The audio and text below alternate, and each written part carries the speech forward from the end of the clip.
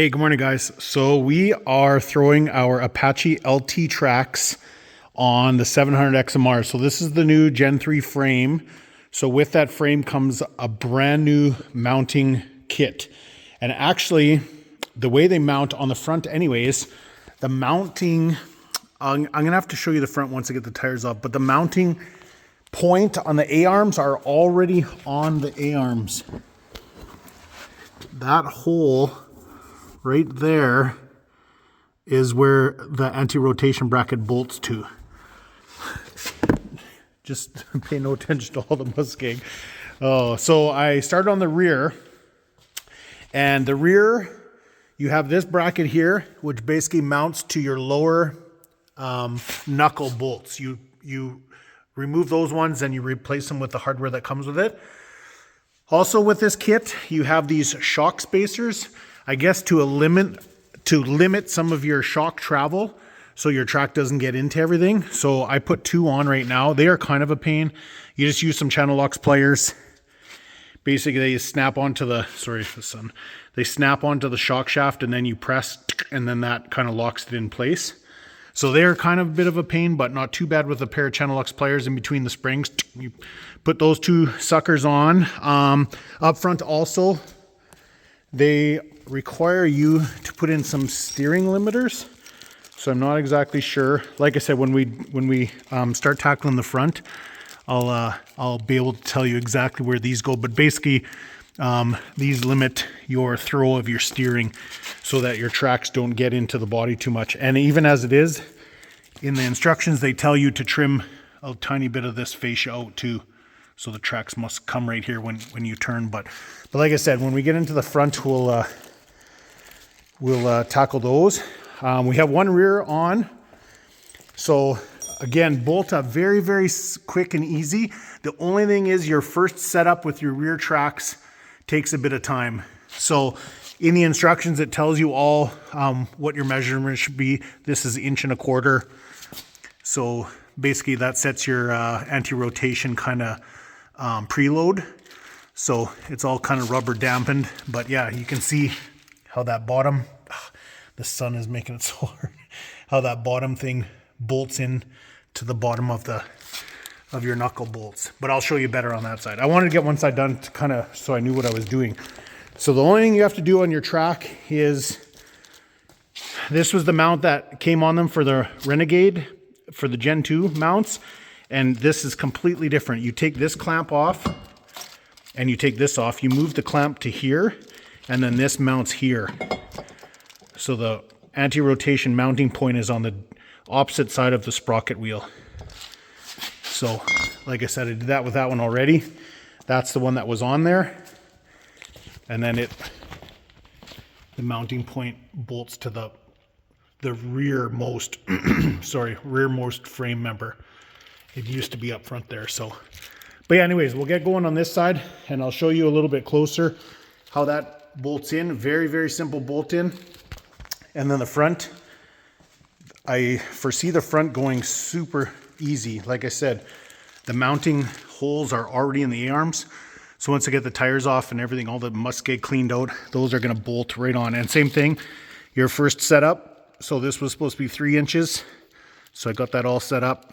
Nylock nut there, jam nut there. And it tells you all where your rubber washer goes and everything in the instructions. Instructions are all really good.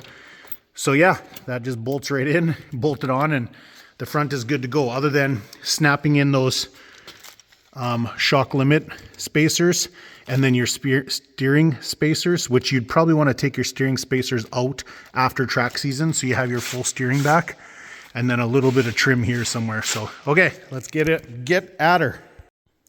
Okay, first off, and this is all the instructions, real easy to follow instructions. So you take your rear clamp off and you replace it with your new anti-rotation bracket. This is just from the underside. They give you new longer bolts because these nutserts are longer. So tighten all that in first, and then you take off your other mount and then replace that with the clamp. So basically you're just putting the mount here as it came here. Now in the instructions, it said the LT tracks come with this already. So I'm not sure if you buy a newer set of tracks, maybe this is already done. So you don't even have to do this step. But again, it's only a 5-minute step. Bolt in this new one here and then swap the clamp over here, take that mount off. I'll show you on the other side when I'm done. Okay, like I said, it's just 5 minutes. So you want to take, so this clamp was here. You want to take this clamp off and put this mount on first, so that holds everything in position. On my other one, I took this one off, then I had to take that one off, then everything was kind of floating. So take this one off, replace this one, tighten this one up, and then do this one, and it's super easy. So yeah, so now the mount is on this side. The mount was on this side. So this is all done. Now you just want to set up your, like I said, 1.25 inches. You want 1.25 inches space here. And then you throw on all your rubbers. And then you basically just tighten up your 18 mil nylock nut till that's all snugged up. So I just use a 18 mil deep socket on my impact, which is, I'm not sure where, right here. And yeah, I just go to town. Sorry. I just go to town until that's all snugged up. Okay. Okay, done. Okay. No, sorry. It's 24 mil. This one's 18 mil. Okay. So that's all snugged up. So now we just got to throw this in position. Get this onto the mount. First of all, we mount it on the wheel studs. Basically bolt that on, slide that sucker in, put these on, put your spacers in. I'll try to show you a close-up of how the spacers go, but again, it's all in the instructions, really good in the instructions. So yeah, so as with any track install, the very first time you do it, it's probably going to be a couple hours, and then season to season changeover, once you have all your mounts on, is like 45 minutes. So these are the same, other than the fronts are very cool. So if you guys have mounted tracks before, this is Gen 2 mounts. So this is how the fronts did. They sandwiched the lower A-arms with this mounting bracket. Whereas what's really cool on the Gen 3s, the mount is built right into the arm. So hopefully companies in the future that are going to build forward A-arms, S3, Logan, I got to talk to you guys, Dustin. Hopefully you guys put that hole there, you know, because that's track mount. So it'd be super cool to be able to run forward A-arms and not have to swap back and forth season to season. You can just leave those A-arms on. They already have the mounting location for the fronts. That would be super cool. And the rears you just swap out the bottom knuckle bolts. Okay, we'll throw these on. Okay, all bolted up. So I'd say the most difficult part is just getting your wrench in there to hold the nut on while you tighten up the bolt. Everything fits really good. I'll show you that little, what I was talking about, that little kind of clamshell clamp. So that bolts on right there. Snug that up. Yeah, like I said, most difficult part is kind of hard to see right there. Getting your wrench in on those nuts to hold them. But yeah, super easy peasy. Now we just, they tell you to line up your wheel lugs to in like this. I'll show you in a second why. It's so you can reach all four at once. You go through the track frame for the bottom one, and then these line up all. It's supposed to line up all perfect. Might have to do a little jimmying, but yeah. So yeah, basically slide that in place, bolt this on, bolt in your anti-rotation, and the rear is all buttoned up. Skeg. I should have showed you. So this, what I would call clean, all the plastics, everything, all the muskeg, most of it out of the frame and everything. I took the tires off and I used the air hose and I blew it like a whole shovel full of muskeg. Like muskeg gets kind of up in between everywhere where just you can't get with a pressure washer. So, but it's good. That's what's good about muskeg. It dries out and you can just blow it out with the air hose for the most part. So yeah, all right. So yeah, this is exactly what I was talking about, that little window. That gets the bottom one, and then everything else is just perfect. Torqued to spec. Okay, we'll throw this guy in now. Okay, so you have those little spacers. So they go on each side of the little uniball, and then you just, it's kind of a bit of a pain. You just got to line everything up as you push the bolt through. But it basically helps you just lift up on the back of the track, and then as you can see, it that's how you can get your adjustment. even to get your, this whole anti-rotation bar was on this side. You just lift up on the track and it comes by, and then you can get it in. And like I said, it's easier with two people, but you can get it done by yourself. Just use your knee or whatever. And then just double check your 1.25 inches here. And then, yeah, everything, once this tighten up, boom, the rear is done. Okay, so here's how these steering limiters go. So this little flange here already has a hole in it that fits perfectly. So for the Apache LTs and backcountries, you need the thicker. There's a little bit thicker spot and a little bit thinner spot. This edge, I should say, this edge is a little thinner, this edge is a little thicker. So this limits steering a tiny bit more than this does. So basically what that does is, I'll try to get this, see the pitman arm there? It'll hit that and it'll kind of limit the angle of your steering so that your tracks don't get into all your plastic, even though it tells you to trim a little bit of this anyways. But yeah, so again, just one bolt. The biggest part is just figuring out the orientation and where it goes, but hopefully this video, you can skip past all that and just bolt it in. It takes like a minute to bolt in. So, and then again, when you take your tracks off, again, one bolt. So I would definitely take it off in the summer because that's definitely gonna, you know, it's going to affect your angle of steering. So you won't be able to steer quite as tight. So I'll repeat on the other side. We'll snap in our plastic shock spacers, and then we'll bolt the tracks on. Okay, there, you can see good. So yeah, it's like literally once you bolt it on, this is pretty much in the exact location. You just take the nut off, and there's like a perfect bushing that fits perfect, perfect bushing. It's like a 2-stage bushing. This piece here gets thinner. So the thinner part of the bushing fits right into this hole. And then you just bolt it on. Like I said, so freaking easy peasy. So cool that they included that in the stock lower arm. So yeah, this side is freaking done. I have my factory springs run on, I guess they're not on the highest setting.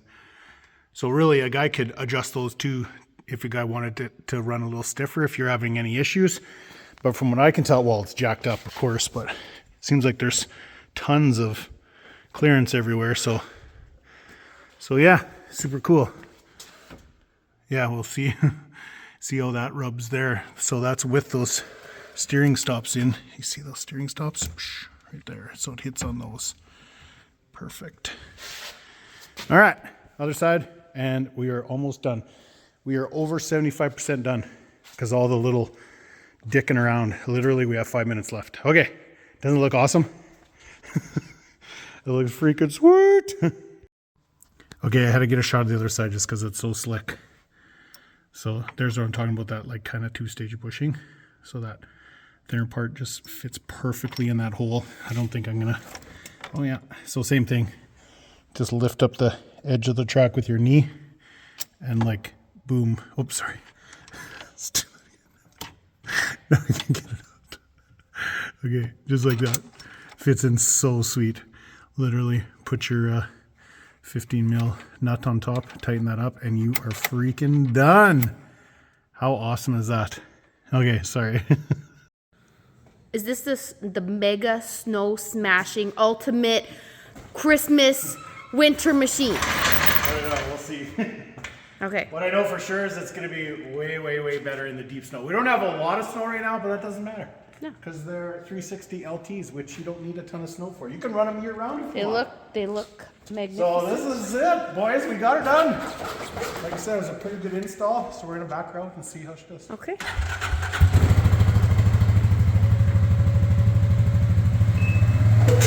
Oh. A little dirt in there.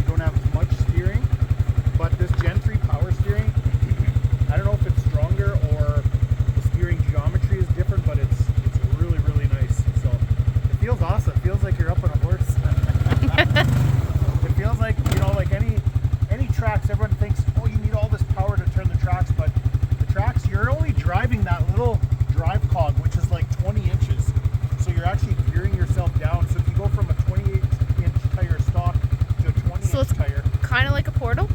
Like kind of sorta, but it gears you down, so you get all the gearing advantage, and you still have tons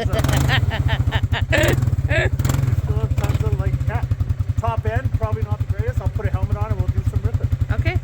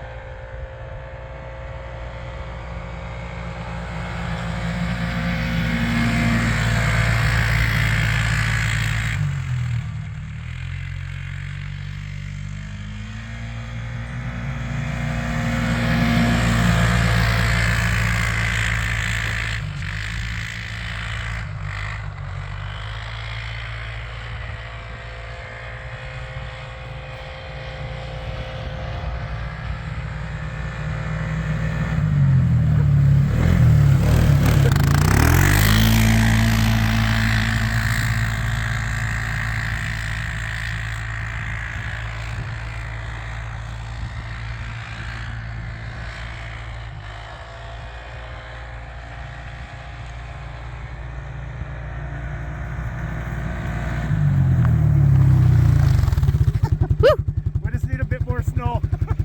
What I want to do is I want to just check top speed, what we can get up to. So I got my phone's GPS on. We're going to go for a little rip. We'll see what we can get out of her.